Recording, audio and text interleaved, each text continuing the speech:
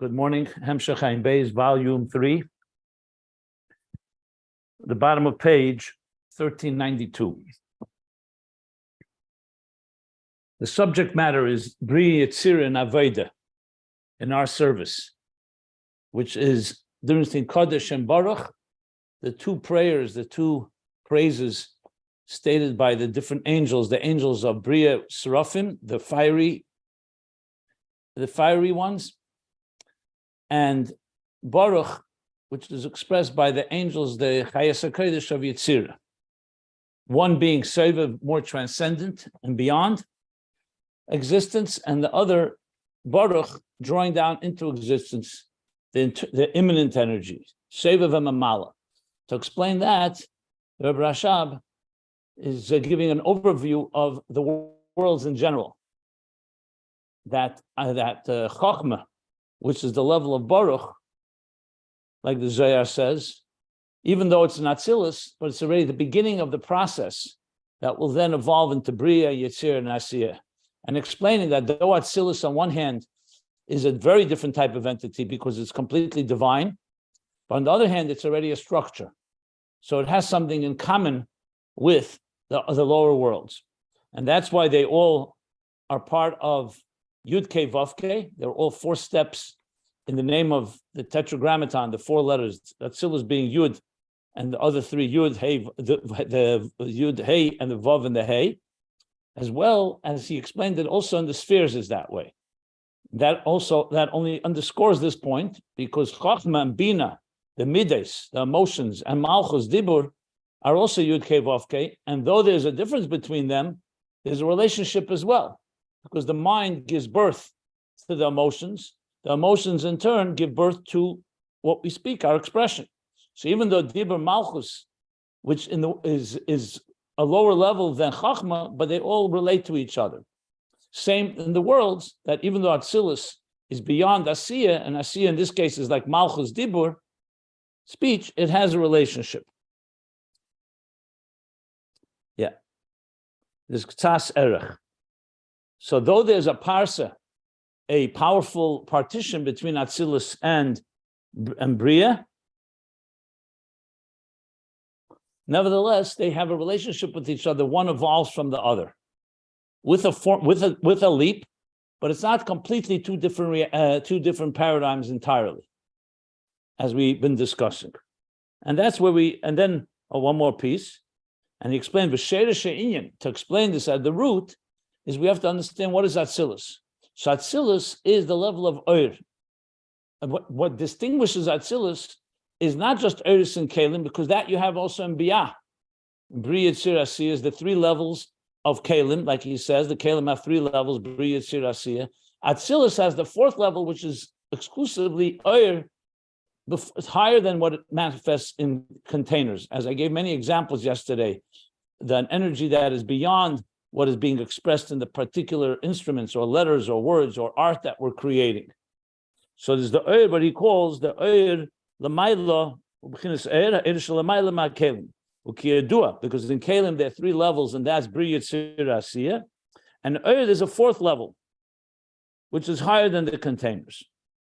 The energy that manifests in containers comes in some form of, gets concretized and somewhat more defined. Like he says, but the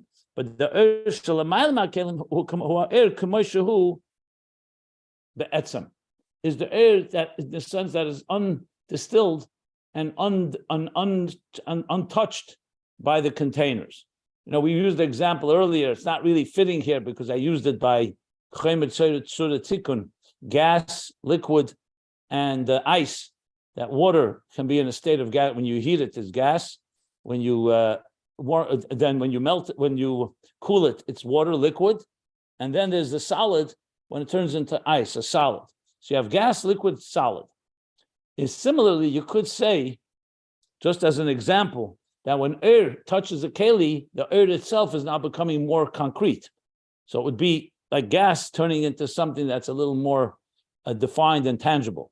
Whereas air l'mayla mekalim is air as it is be'etzem. It's not a good example because it really fits more to Beriyah, Yetzirah, Asiyah, Chem, Yetzirah, Tikkun, but just to give examples of things as they evolve from one state to another. That's the real point here. So this would really be a higher state than that, but the same idea that gets through the kelim, the that enters the kelim, like I explained yesterday, when a teacher manifests an idea in words, so the idea now is becoming somewhat defined by the words. So it gets a little more, I don't want to use the word coarse, a little more less sublime, a little more a little more concrete or tangible, palpable. Okay, that's where we stopped, which is 7 lines from the bottom of the page, not 1392. And I'll continue now reading from inside.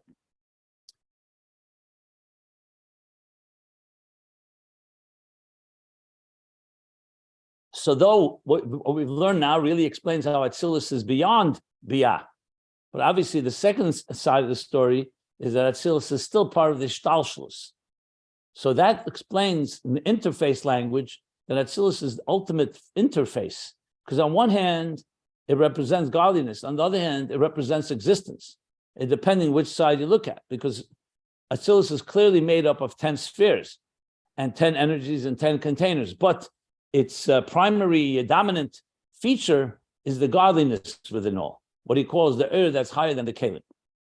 Like I said, it's like the author's intentions in the book that are not so visible when you read the words themselves. Somewhat what we learned earlier about when you want to understand an idea, you have to go back to the author's mind. There, he was going back all the way to Ayin of Keser. But Atzilus compared to Biyah is like the vision of existence. If you want to understand what existence, what divine purpose is, Atzilus is the place that gives you the divine perspective, the divine lens. You look at everything through the divine, as I explained with the Aves and other neshamas of Atzilus. Their neshamas come down into bodies, souls and bodies, but their whole purpose, their whole look at everything is how God sees things. Whereas we, neshamas of Biyah, we see things from our eyes and we can align ourselves to what God wants. But it's not natural, as a neshama of Atzilus is a natural fish in the water.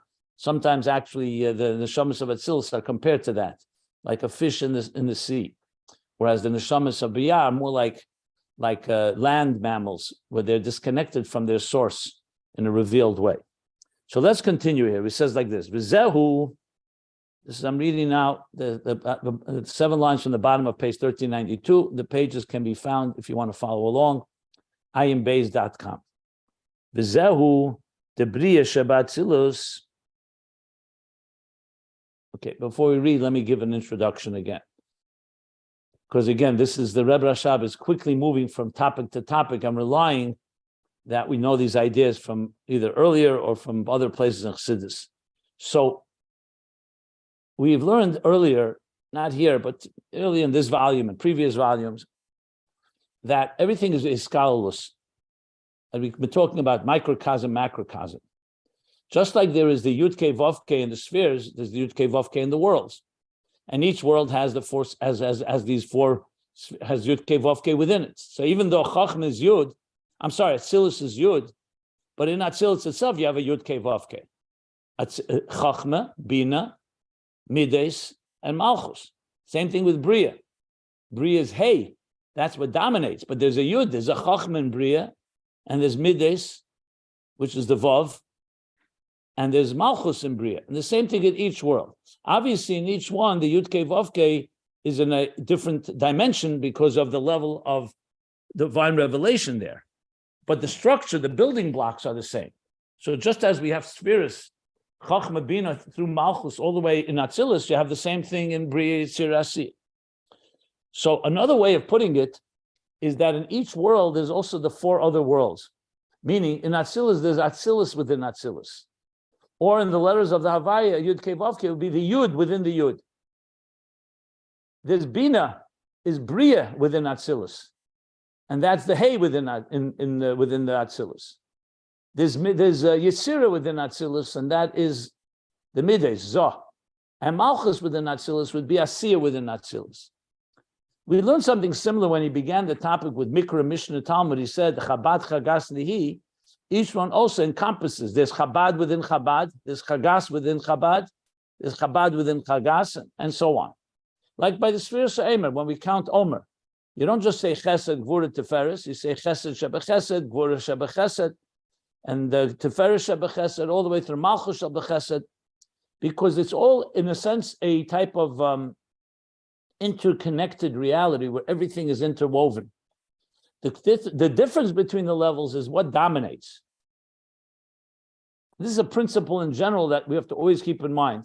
Even in the physical world, there's almost, if I recall from my chemistry, there's almost no such thing as a pure element.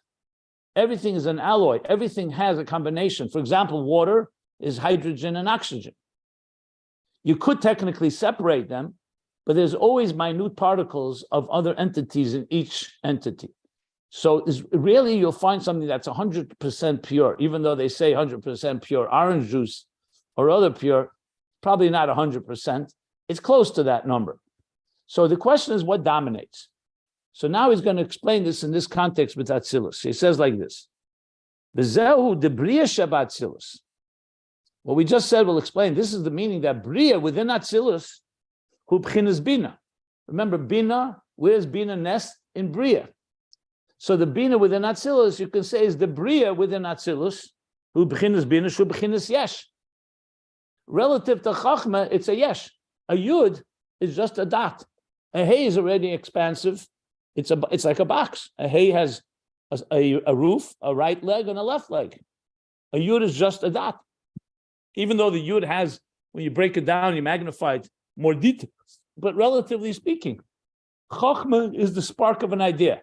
Binah is his development. And earlier, if you remember, we learned Binah is like me. It's still not fully developed as in Midas. But compared to Chochma, it's Beriyah. It's Beriyah sheba Atzilus. So it's bechinas Yesh. As he writes in Eitz Chaim, Shabina legaba Chochma, he bechinas Gufni. It's an expression in the Eitz Chaim. That Binah compared to Chochma, Gufni. Gufni means like body-like. Now, of course, he doesn't mean here physical body. He means like body and soul, but more of a spiritual body, like a container. So Binah compared to Chochma is called Gufni, meaning it has more body. When we say something has more body, in other words, it has more substance. As we see, Chochma could be a spark of an idea, which can be a flash and can dissipate very quickly. Binah is when the idea begins to become developed. That means it's getting body. It's getting some body and form. Even like we learned earlier, that Beriyah, even though it's Chomer, which means it's not shaped like Yitzira, that has a more of a general shape at least, but still, compared to Atzilus, at least there's a body. It's like one cell, the conception of one cell. So there is a cell there. So that's Gufni. V'hainu, which means, and this means, Shagama er de Binah hu b'chinas Yesh l'gaba Chochma. Even the oir of Binah, for sure the Keli, but even the energy, the oir of Binah, is a Yesh when you in relation to Chochma. So now you see how relativity comes so much into play. Everything here is relative. Because earlier we learned that Beriyah is Yesh. And now we're learning that Binah and Atzilus is Yesh. So it's all relative, because let's not forget, when you're talking about this material world, our reality is a Yesh. We have to extrapolate and we have to contemplate to imagine what means Ayin, what means something that doesn't occupy time and space. It takes effort because we are physical beings. When it comes from the perspective of God, remember God, Atzilus for sure, but even the highest levels of the divine don't have any body, form, or shape. They're undefined. So for them to become shaped and formed goes through a whole process. Like we learned, it doesn't jump. There's no leap. Everything is a process. So therefore, relativity comes very much into play, because everything relative to which level you're talking about. Okay.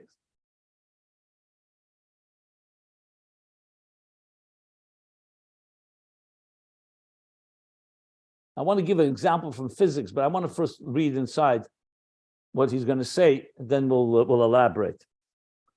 Okay, so he says, so Binah b'chinas Yesh l'gaba Chochma. V'Chochma b'chinas Ayin. And in this context, Chochma is the level of Ayin. Dahainu b'chinas Oir bli Keli. Relative to Binah, Chochma is an Oir without a container, so that we call Ayin. Because Oir is much more sublime, much more ethereal. It doesn't yet have body. Now, you can't say that Chochma has no keli at all, but compared to Binah, Chochma is just a flash of an idea, a spark. That's what he's saying right now. And here he qualifies what I just said. V'hadei, in the parentheses, yesh keli gam b'chochma. How could you say there's no, there is, v'hadei, indeed, there is a keli also in Chochma? So he explains, Ela shakeli k'moya oir. The keli is like the oir. In other words, the keli has become so absorbed, like the oir. Similar to what I said the other day, yesterday, when you take out moitze eichel pochas mikashir, that if your intention is a piece of food and the food is less than the shir, than the measure that you're allowed to carry on Shabbos, even though you're putting it in a keli, the keli is considered insignificant because it's not your intention. Of course, it's there, it's physically there, but from the point of view of the human being, and that's what defines a malachi, your intention, then the keli is like the oir, because it's only being used as a vehicle for the oichel in that example. In this case, the keli is only the oir. So there is a keli, but the keli is so sublime, so ethereal, like the oir. All again in relation to Binah. If you talk about Keser Ayin, we learn this even a higher level, which we'll get to later. Right now we're talking in Atzilus. Okay. So in Atzilus, there is no such thing, oil shalom. One second. Like it says elsewhere, and was also explained above. I have to find where it was, but I remember that. Yeah, that the keli chochma is like the oir. Yes, what's your question? He said before, Madrega Adale, the Bchinas oil shalom ma'ilo me'akelim. So in Atzilus, there is no such thing, because even Chochma is having a keli, very gentle keli, but there's no such thing as ma'ilo me'akelim. He said before that Atzilus, hu b'chinas ha'er v'haino er shalamayla ma'akelim.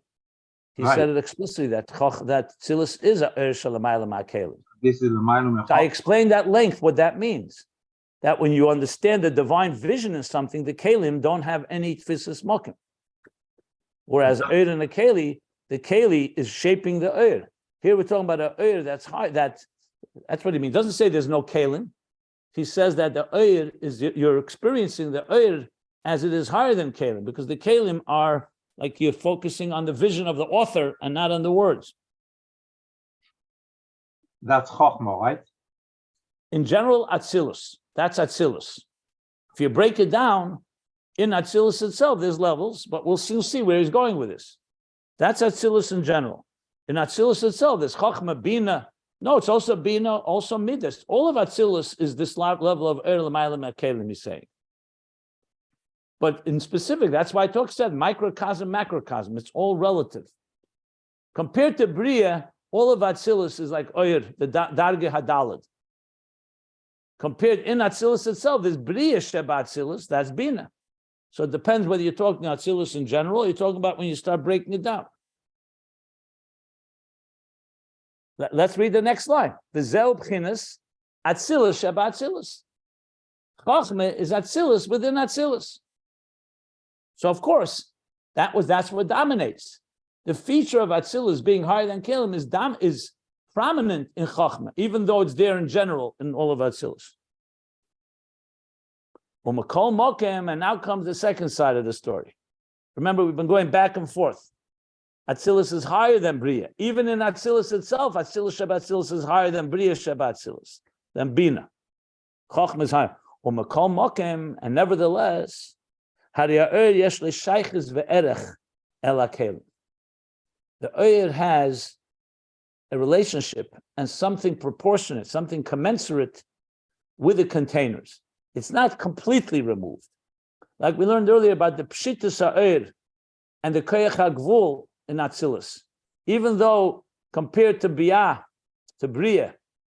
which is gvul mamish, it's higher than that, but it's still, he said clearly, not pshitus mamish legamri. He called it not pshutim legamri, and the koyach ha'gvul is still koyach ha'gvul. It's gvul. It's a koyach ha'gvul.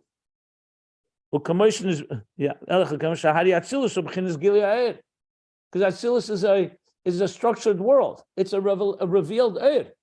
Atzilus is not like Akudim with his 10 energies in one container. Atzilus has a full structure. There's Chochma and Binah and Das and Chesed and Gvura, Eiris and Kelim. However, what dominates there is the Eir. So on one hand, it's removed somewhat because it's a higher divine level. On the other hand, it's Gili Ha'ir. U'kamoshin is bar le'il. Like we learned earlier, Begimel Madrega Shebe'ir, in the 3 levels in Eir, the B'chin is Gili Ha'ir, Agamshu L'mayla Ma'kelim. So we learned 3 levels in Eir. The Eir as it manifests in Kelim, I think he said. There's the Eir that's a bit above the Kelim, there's the Eir completely above. So he says that because it's Gili, I have to remember where we learned the 3 levels. But the bottom line is that Gili Ha'ir, Hagamshu L'mayla Ma'kelim.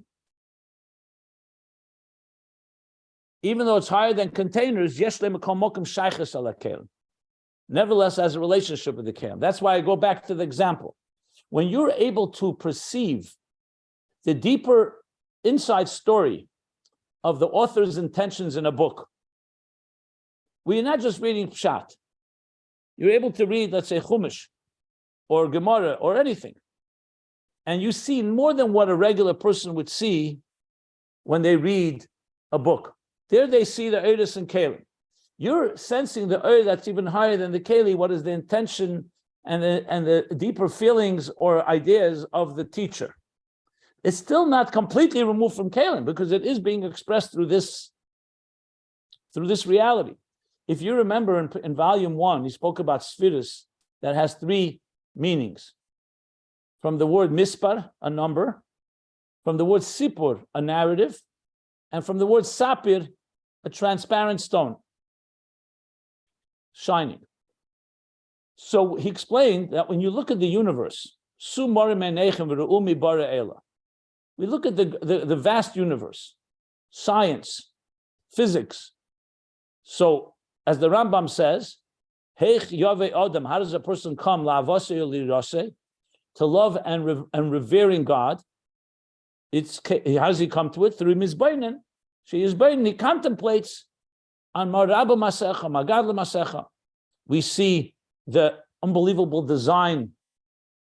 You see the fact, for example, that the sun is exactly the perfect distance from Earth, not to burn it up if it was a little closer, and not to freeze it if it was a little further.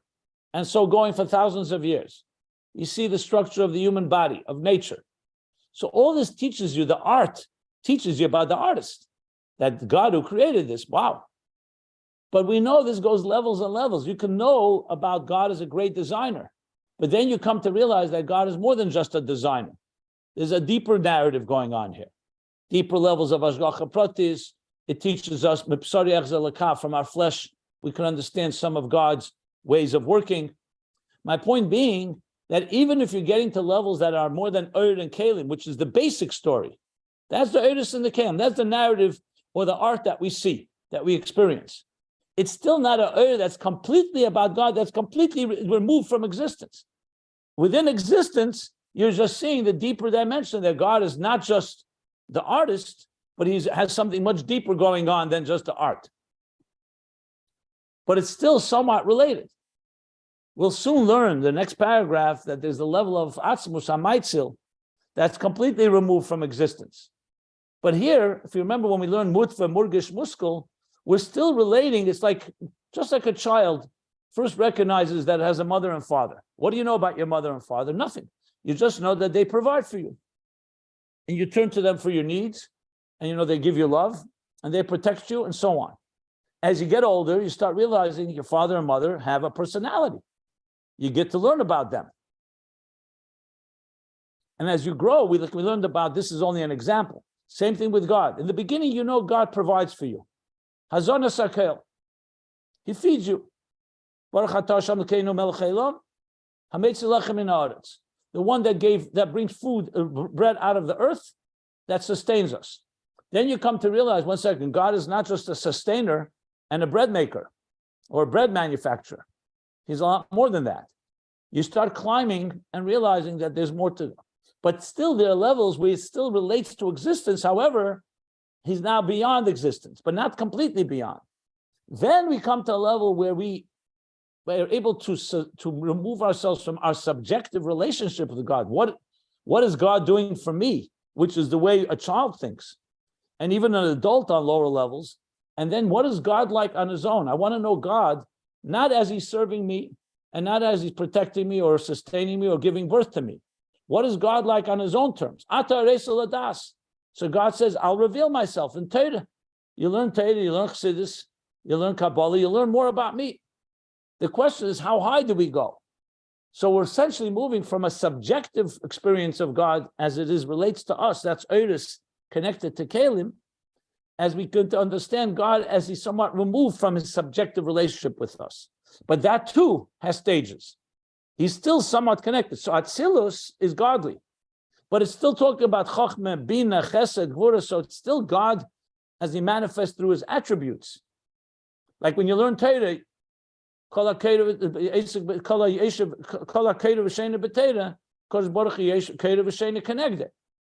God is learning with us, but there's something in common that is still God as he manifests in Chochma and Binah. And then there are levels of God that are completely removed, which we didn't reach yet. That's Kodesh. This is ultimately still Baruch, as we're going to learn. And well, we'll soon see all the details of that. But the point being is that even the Eiris and Atzilus that are higher than Kalim are still, you can't stay completely removed from the Kalim. I'm just giving explanation what the word Eiris and Kalim mean. That's the key here. Because in Chassidus, the word Eiris and Kalim is light and energies and containers, light and containers and vessels. But you have to find, like I always say, find examples in your life where Eiris and Kalim play itself out. Like, for example, in this material world, we can be completely absorbed with Kalim, money. You make money, and that's it. But then you learn Torah that money is really Chaya Nafshe, as the Alter Rebbe says in time. And bread is not just bread, it's Motzei Pi Havaya. It's God's spark, God's speaking and creating the bread. You're basically discovering the Oyer within the Kalim of this world. That means when a person becomes aware that it's not just a selfish and indulgent world, a world for you to selfishly indulge in, but the world has sparks in it. It has divine energy. That's a Oyer within a Keli. When a person's just a Keli, it's like looking just at the outer surface and forgetting that there's a purpose behind it. There's a divine energy within it. And then we climb through Yitzira, from Asi, Yitzira, Beriyah till Atzilus.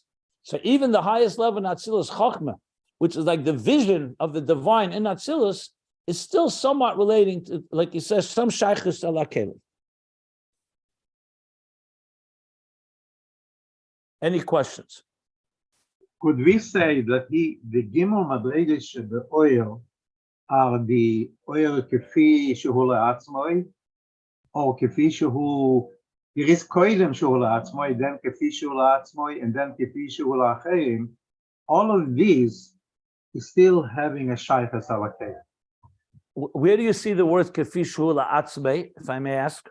No, he's saying here, Kemoshen is Beriyah, the Gimel Madreges be'oyer. Are you? So we have to find what he said earlier. I have to see it. You know, are you referring to? You're referring to a particular page? I think that we learned that or in Tzadik Daled or in Ayin Beis before. I don't know if he means those three levels. I'm not sure if that's what he means. But regardless, if you're talking about the area where God is beginning to desire existence, and he's beginning to relate, yes, then you could say that, correct. I want to see it inside, but it's not if you show me inside, we can look at it. But you're talking about Lifnei Tzimtzum. I don't know if he's talking Lifnei Tzimtzum here.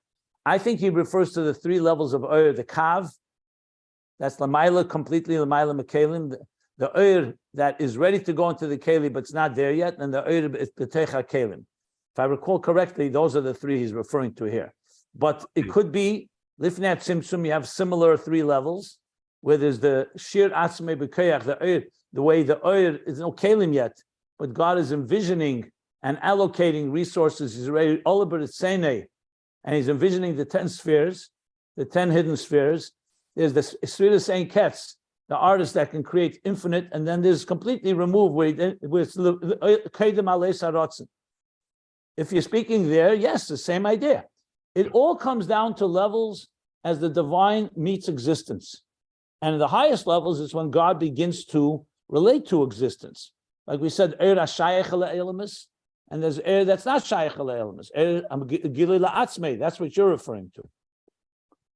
So it depends which level you're talking about. That is higher than. Yeah, but I don't want to go there. He's not bringing that explicitly. So Helam Ha'atzmi is just going to confuse matters here. I would not bring Helam Ha'atzmi here altogether. No, he was talking about that even the oil that's higher than the kelim is also Shayach Kelim. You asked me where we learn, so I'm saying that I think we learn. Yeah, I don't think you're saying that, but I'm telling you, I have a different recollection.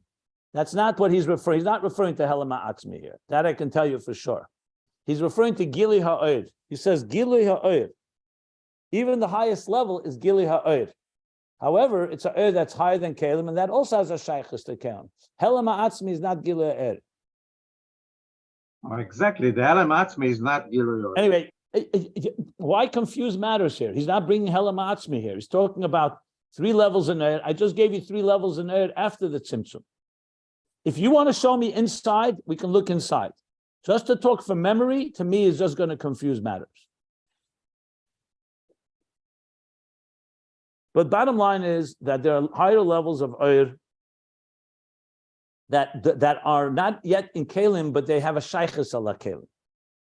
And I gave several examples for that. Okay?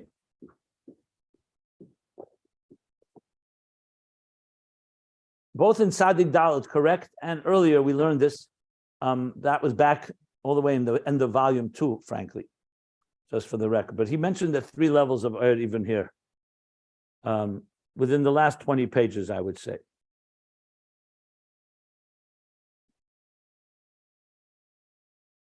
Okay.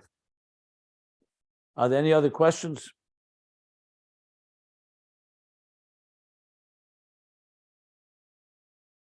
So he continues. Ukamoi b'chinas arich, like the level of arich, which is higher than Atzilus. Arich is already keser.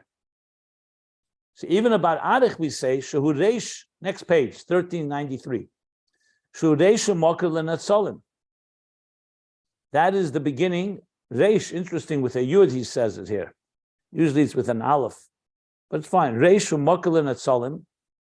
The head and the source of the emanations, and it's higher than the emanations. It's higher than Chochma. So he's basically saying a kol shkem v'kal v'chemer. Even Arich, which is higher than Chochma and higher than Atzilus, but it is the beginning, the source of the emanations in the supraconscious state of Keser. Nevertheless, yesh lemekol mokim shaychus al natzolim. Still has a connection to the emanations.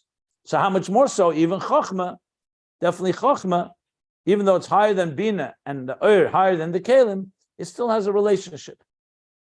Then we're going to learn about Atik. If you remember, we learned about Atik. Atik is Reisha D'Leisya, they're completely beyond.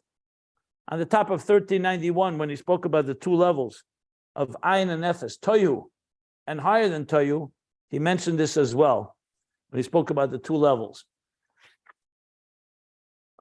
Okay. Yeah. The Rebbe Rashab here for sure is bringing together, as I mentioned yesterday, interweaving themes that came. The fact that he brought the Gimel Madregas and Oyer, which I definitely want to find, and now he's going to bring, and now he's going to bring the whole discussion of the Parsais. I alluded it to yesterday. In volume 2. What were you saying? I asked to clarify something you just said, which is, are you saying that the revelation of light or the dissension of light from Atik into Arich is fundamentally different than these relationships he's describing here, where the revelation has a shaykhus to the Maitzel, or vice versa. The Maitzel has a revelation. I just referred to what he said 2 pages back. He doesn't say it here. Here he's talking about the relationship still. In the next paragraph, he's going to talk about that which is beyond. I just was referring, and I was just referencing 2 pages back. We spoke about Arich in contrast to Atik. So he said that Arich was the level of Toyu, the 2 levels. If you look at the top of page 1391, that Arich is the level Sheresh and Etzolim, Ayin She'ena Musig, but it still relates somewhat. Whereas Atik is completely beyond Reshad Leizyadet, that's a Helen Be'etzem. I was just referring to make reference that Arich still has a relationship. We will soon talk about the levels that are beyond. Now, but I did refer to that, yes. Okay, thank you. But now he's bringing yet another theme, which goes back to the Parsois, which I elaborated on yesterday. And it was explained earlier at length. This is the middle of volume 2. That the partitions or the curtains is what causes the oir to become more substantial, more concrete. So if oir is by its own hafshata, abstract, intangible, like we know, oir, think of light in general, light compared to, let's say, a light bulb. So the light bulb is the keli. The light itself is a form of energy, and when it's bottled and contained, it takes on shape and form. It takes on a certain element. But if you were thinking of light on its own, even physical light, by the way, that's not contained, it would get diffused. We have energy, electricity exists in the world, but no one sees it until you generate it and you somewhat bottle it, you somewhat channel it into something that it energizes, whether it's light or it's an appliance or it's any form of electrical. The same thing with atoms. We have subatomic particles everywhere, but you can't tap into its energy until you do something. So essentially the energy on its own is very amorphous or abstract. I'm looking for the right words, ethereal. And what turns it into something more substance, that's what the parsoyas do. Because like we spoke yesterday, for example, the curtain. What does a curtain do? The sun is shining through the window. It's so brilliant that it's blinding everyone. So you put up a curtain, and the curtain somewhat diffuses the light, and now the light can shine through the curtain. It brings you light, but the light is no longer in its pure, abstract, and intangible and bright form. It's become somewhat diffused. So the Parsois is saying they create the Hakshama Sa'ir, sheyesh ben kol madrega madrega. These Parsois, these partitions that exist between every level and level, and there are different types of partitions. I spoke yesterday between Havdalah, between Shabbos and weekdays, between Shabbos and Kodesh, and a Yom Tov, and so on. These partitions, they allow the energy to flow from one state to a lower state and becomes more tangible.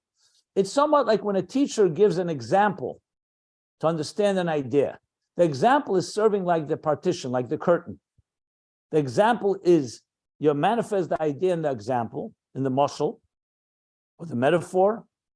You now teach it to the student. The student can understand the example. From the example, he understands the idea.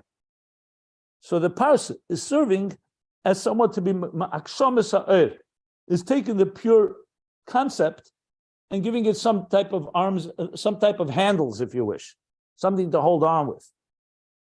Now, the thing that jumps out immediately, isn't that what the kalim do? Before he was talking about how the kalim are megashim the eir. And now he's saying the parsoyas do it. So the answer obviously is the parsoyas do it when you need to move from one paradigm to another, like Atzilus to Beriyah. Or even in Atzilus itself, there are parsoyas. But then within that world itself, let's say in Beriyah or in Atzilus, there's still the movement that every eir and keli is necessary. So essentially the parsoyas serve the role like Shabbos to weekday. But then in the weekday itself, you still need Eris and Keren. You still need even the diffused energy or the diffused light also needs to have its container to give it substance. So the Parsois are more like general paradigm shifts, and the Kalim are more within each paradigm. It brings the energy into a particular shape and form. That's why I say parsois ben chol madrega madrega. Whereas the let's say the hachesed relates to the to the klei hachesed, and they're closer in relationship. That's not a parsa, that's a keli. We learned that also. Eris and kelim, parsois is a unique. Parsois is an outside element. When a teacher, for example, explains an idea without an example, that's a and a keli. When a teacher uses an example, he's using another foreign entity to explain this idea. That means he's bringing in a parsa, he's bringing in a curtain. You need more to diffuse it, you need more to dilute it.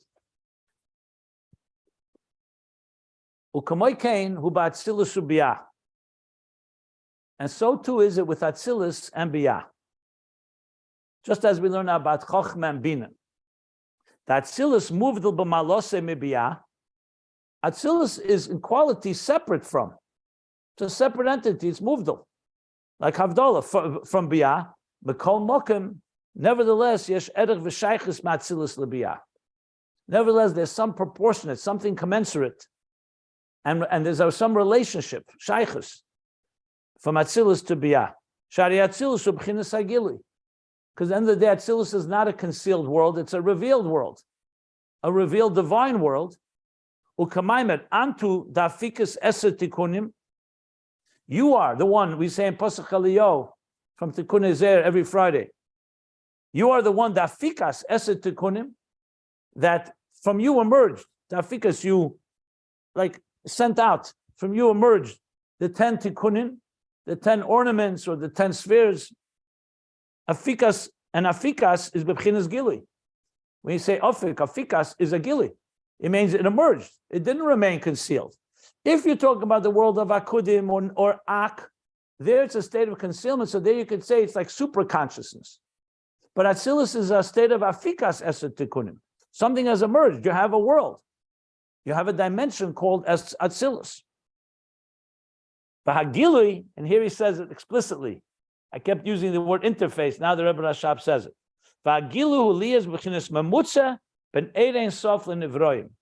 And the revelation of Atzilus is in order for it to be an interface, an intermediary between Ein Sof, which is the infinite divine light that's beyond, and Ivroim, Bri, Yitzir, and Asiyah.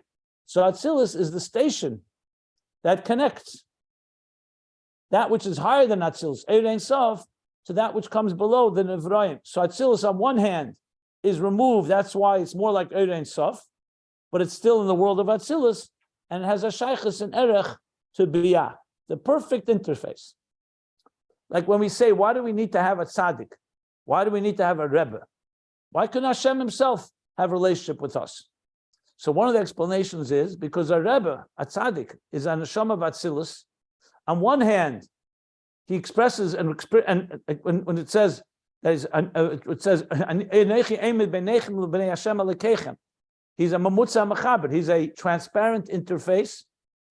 So on one hand, he is expressing what God wants to say.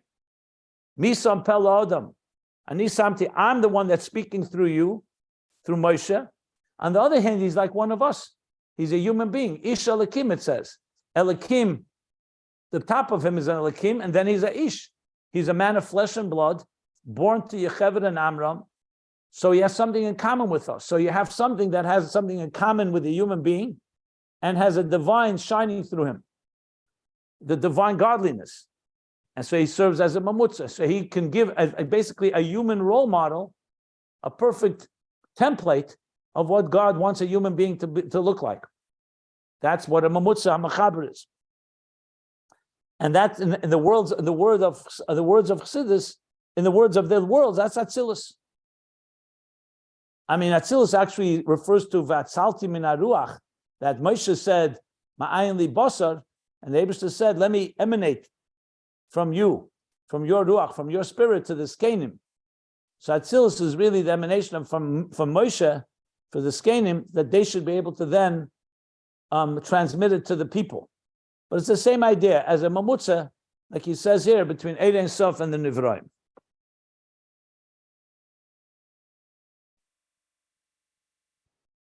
So the oiros of Atzilus in general represent more the divine. The Kalim represent more the structure.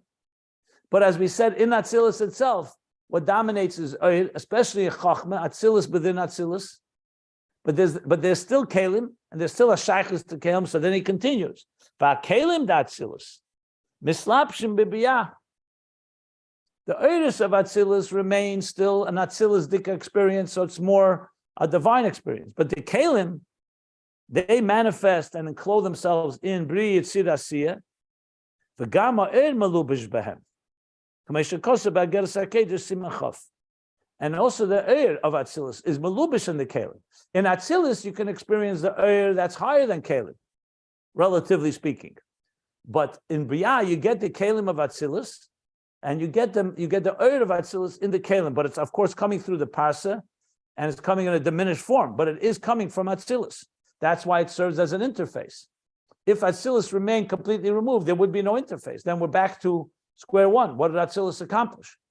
So Atzilus draws it all down into a structured world that's completely divine, but it has structure. It has Eris and Kalim, and all these different levels we're talking about that will then, in turn, transfer that consciousness to Biyah.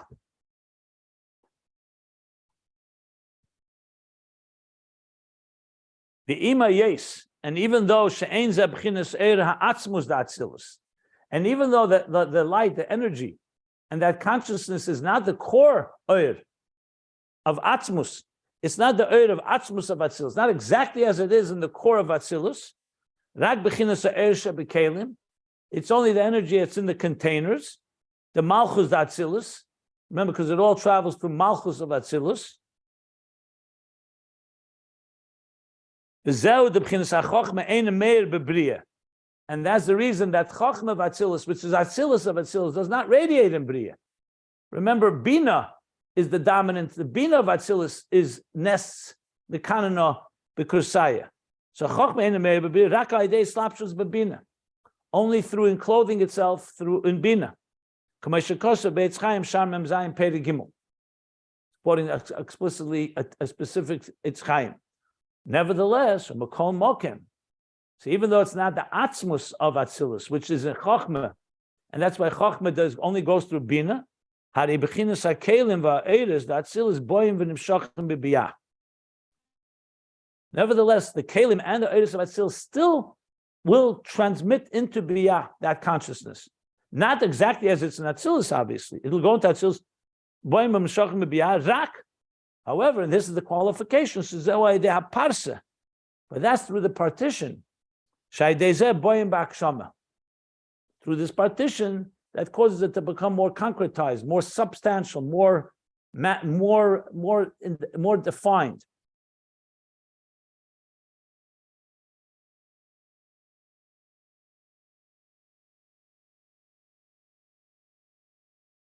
I'm just wondering whether we stop here. Let me see the parentheses. Okay. I'm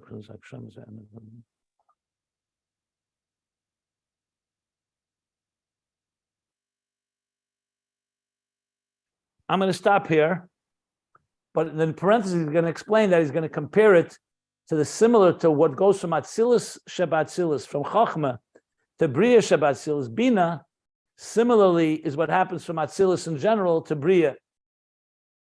But he's going to make a qualification. But since it's a little more dense, I think we'll wait till tomorrow before I go into the parentheses.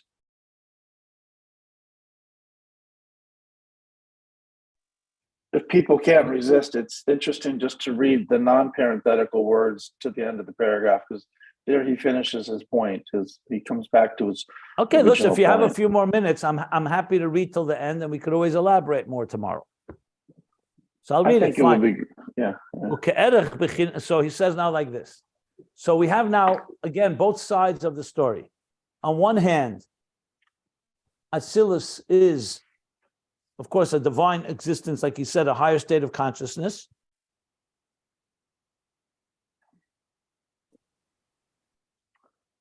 Yet some of it transmits into Biyah through the Parsa, which is the partition, like I gave the example of an example. And I was going to compare this Hakshama that the Parsa does from Atzilus to Beriyah is uke'erech b'chinas hakshama se'er ma'atzilus leBeriyah sheba'atzilus. Uke'erech. Ke'erech means similar to, proportionate to, like whatever happens between Chochma and Binah in Atzilus, similar. It's only similar. Ke'erech, the hakshama se'er, the that is in Chochma, in Atzilus, when it becomes more substantial, in Beriyah sheba'atzilus, einu erech hakshamas b'chinas hakelim va'eresh shematzilus lebiyah. So too is the commensurate, is the proportion between the akshama of the akshama, the congealing of, or the concretization of the kelim and the eresh of Atzilus as it comes into biyah. So he's making that comparison. Obviously, it's more subtle in Atzilus, because in Atzilus, at the end of the day, Beriyah in Atzilus is still within Atzilus. But this is similar. V'sham, in Atzilus, the jump from Atzilus to Beriyah Shabbatzilus, meaning Binah, hu b'chinas ha'er levad. There, it's all within Ur, because we know in Atzilus, even though there are Kelim, but there the main focus is a Ur that's higher than Kelim. V'kan, from Atzilus to Beriyah, hu b'chinas ha'kelim v'ha'er. Because now the Kelim have taken on far more importance. So it's the Kelim and the Ur. That's the distinction. But there's still that leap, that move, that shift is a similar shift. The difference is that's a shift within Ur, and this is a shift within Uris and Kelim. And now that needs explanation. What is the difference? That I'll explain tomorrow, hopefully. V'hanida, and the Rebbe Rashab is now saying what it appears. V'hanida is the Mashakosa Be'etz Chaim, that what it says in Eitz Chaim, the Abiyah Hindalad Esias Havaya, what we learned in the previous page, that Atzilus, Beriyah, Tzir, Asiyah, the four worlds, correspond to the four letters of Yud, K, Vav, K. Harizeh b'b'chinas ha'er. That's in the level of Ur, not the level of Kelim. In other words, Yud, K, Vav, K focuses more on the Ur, which would mean more like within Atzilus. So even though, in other words, the Abiyah within Atzilus, even though we know that Abiyah also exists, the Dalar Esis Havaya is also in the actual worlds. But he's just saying that from the Eitz Chaim, it appears that he's talking the higher level of Abiyah as it is in Ur. That's what he's adding. As I said, I initially didn't want to learn this because this needs explanation. So I'm just reading it, and explanation will be forthcoming. Umakol Mokim, and after the parentheses. So even though it comes back Shama, it comes in a more concrete fashion, becomes more congealed, more solidified, more defined, more yesh. Still, it's in Biyah, still radiating within them Atzilus. As I pointed out, the Rebbe Rashab is throwing Eitz Chaim's here back and forth. What it says in Eitz Chaim, in Shar Memalef, gate 41, chapter 1, Sha'er de Beriyah, B'chinas Er Shel Tulda, that the air of Beriyah is like a air Shel Tulda, means a birthing. It's not a direct light, it's a direct, it's like a reflective light. It's a light, air Shel Tulda means it's not coming from their source, it's coming like a bounce away from the source, like a reflection of the reflection. Er Shel Tulda Levad, so Mavur b'mokem acher, which would mean that it's really a lower level. So he says what it says in Eitz Chaim. Elsewhere, it's explained the Yesh Leimer shezel b'chinas eres the nefesh ruach. That this is referring to a lower level in Beriyah, the eres of nefesh and ruach in Beriyah. Aval eir haneshama, there's nefesh ruach neshama hu b'chinas Atzilus. So in other words, he's explaining that there's two levels in Beriyah itself. There's the Atzilus within Beriyah, and then there's the nefesh ruach within Beriyah, which is more er shel tulda. Again, this will be explained in the next class.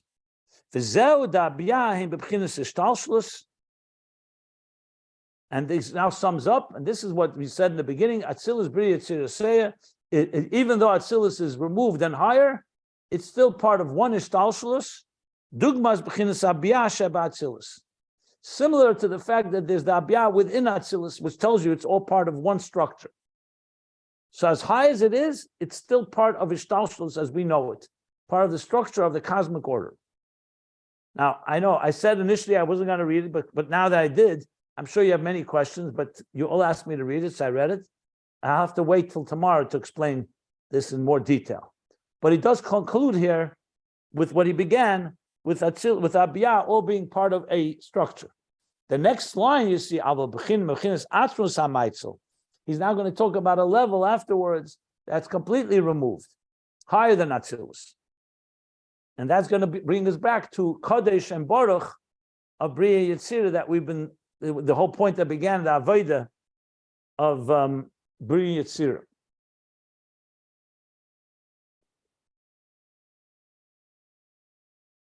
Okay. Any questions except for the last piece, which, as I said, I have to elaborate on. But any general questions you want to ask? Yeah, generally speaking, it sounds like, so generally, does the part, it sounds like the parsa, very generally speaking, regulates how or qualitatively, quantitatively, the whole process of how it works with the keli, and which between the different worlds, depending on the situation, because that regulation, the way it is that the ability to be able to discriminate between two ideas, the contrast of those two ideas, depending on, helps to understand how much you retain the information. I don't know. I'm trying to put it into words, but sorry. Yeah. Well, as I mentioned, partitions play the role when you move from one reality to one paradigm to another. Like for example, you have different classrooms in a school. So there's a wall between different classes because they're different levels of study. In the temple, the holy temple, Beis Hamikdash, there was a partition between the Holy of Holies and the holy and the outer chambers, because you're dealing with different states. So wherever there's different states, the parsa, like you said, is correct, regulates that flow. That's correct. That's the parsa between Atzilus and lower than Atzilus. If we were going to give an so the flow from Atzilus goes to Biyah, but through the parsa, but it goes through a parsa, through a partition. Yeah. Remember, that's the only way to maintain an interface. To interface, you need to have something that represents the higher and the lower. Even when you talk about basically even electrical circuit. So we have to have is a connection where if there's no surge protectors, what will happen? Electricity will flow into a circuit and will blow it out. So you have to monitor and gauge and regulate that flow, that only enough electricity should flow in, so it shouldn't burst, it shouldn't blow the circuits. That makes sense. You need enough. So this is where these are the parsais. The same thing, for example, when we take food into our mouths and we swallow it, it needs to go down the gullet in the food pipe in a very regulated way. And the same thing within the human body. We have diaphragm, we have different diaphragms, we have different parsais. This we learned in volume 2, that allows the structure to properly absorb and assimilate something. You need to have all the time. I mean, everything in life is like that. Look at any machine, any piece of engineering has the flow, but then it has the so-called gatekeepers to make sure that that something closes before something else opens. You're constant regulators. These are the parsais within the human being and within nature, for that matter. These are like partitions or curtains or boundaries that allow the flow to come in properly and not overwhelm even the chemicals in our brain. When there's a chemical imbalance, the chemicals in our brain compartmentalize the flow of our consciousness, that we shouldn't be overwhelmed too much by grief, and memories should come into play where we forget things and so on, that there's a compartmentalization of human experiences. Wherever you turn, you're going to find compartmentalization as a necessary part of a healthy structure. That's the boundaries. Those are the partitions. Here we're talking obviously on a qualitative spiritual level, not a physical level, but it's the same idea. We were going to try to apply this in a practical way in our own lives. Would you say that the process is, let's say I have an affinity toward I don't know, my wife or a friend or any human being, and I want to convey my affinity for them. So I'm not going to, let's say, run up to a stranger and give them a kiss on the cheek and a hug because I'm not familiar with them. So I might shake their hand or I might smile. So I feel an affinity toward them. I want to convey that, but I can't do it in such an overwhelming way that it's someone's going to say you're a nutcase. So you shake someone's hand. Yeah, this is the answer is yes. These are examples of the healthy boundaries and spaces that we need.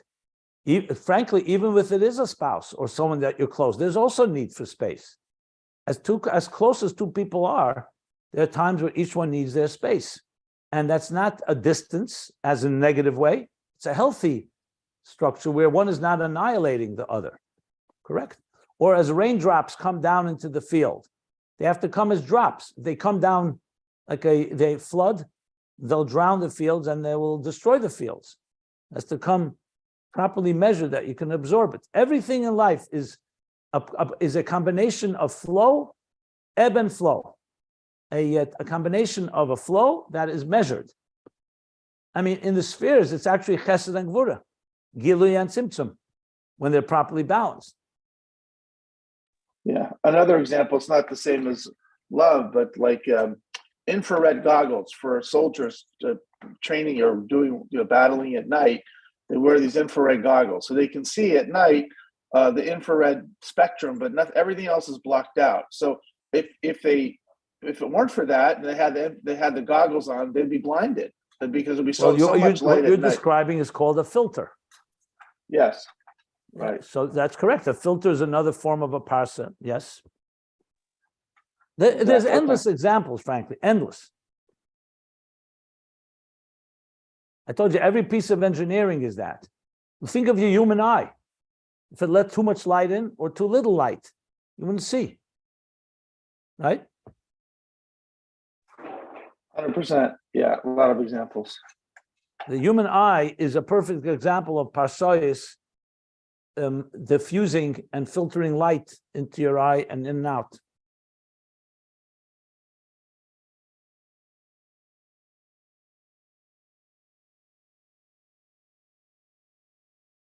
The flow of blood in the bloodstream, the circulation of blood is also a good example.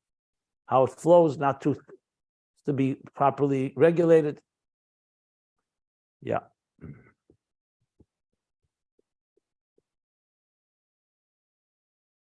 In volume 2, there was a long discussion on parsayis that he's referring to here. But regarding our conversation here, let's just sum up. What's important to keep in mind is not a discussion on parsayis here. Here, the discussion is understanding the structure of Atzilus Beriyah Yitzir Asiya. So on one hand, there's that divine side that serves as interface as it connects and integrates it with Nivroim, the Mamutza ben Ein Sof and Nivroim. So we'll stop here, paragraph on page